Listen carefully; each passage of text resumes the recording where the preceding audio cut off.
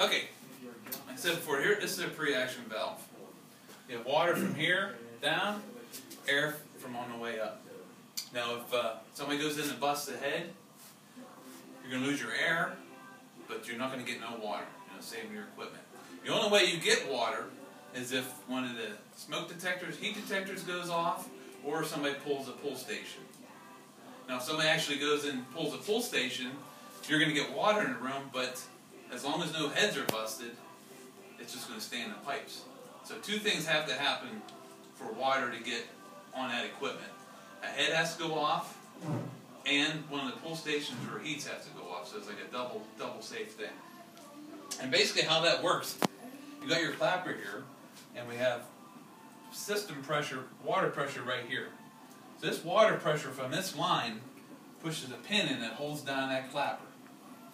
So that water cannot go unless this pressure from this gauge is released. And how that happens is there's a solenoid right here.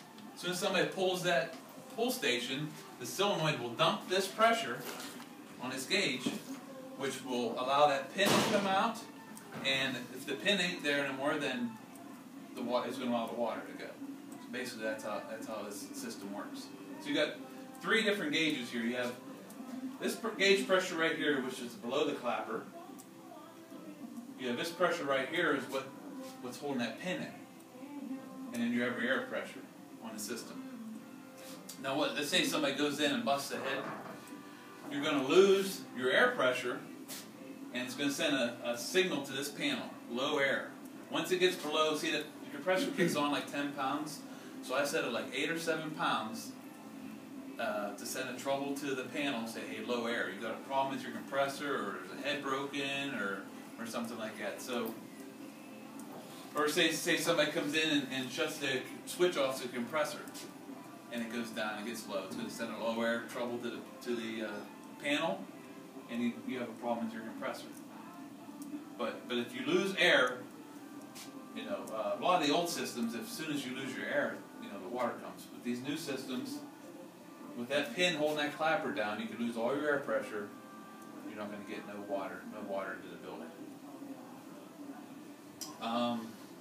Basically, if it does trip or something happens, there's a main drain on it.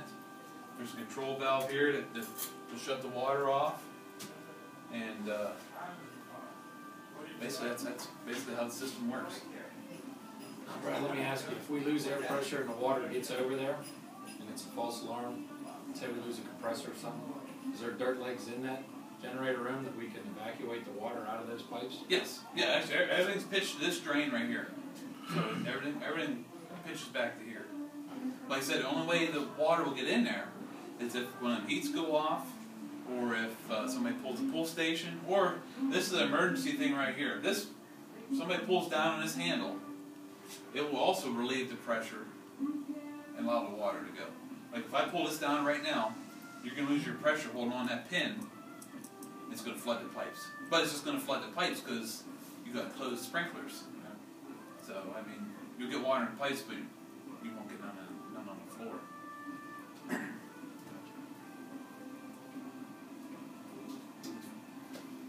Any other questions? I said the compressor, it may run.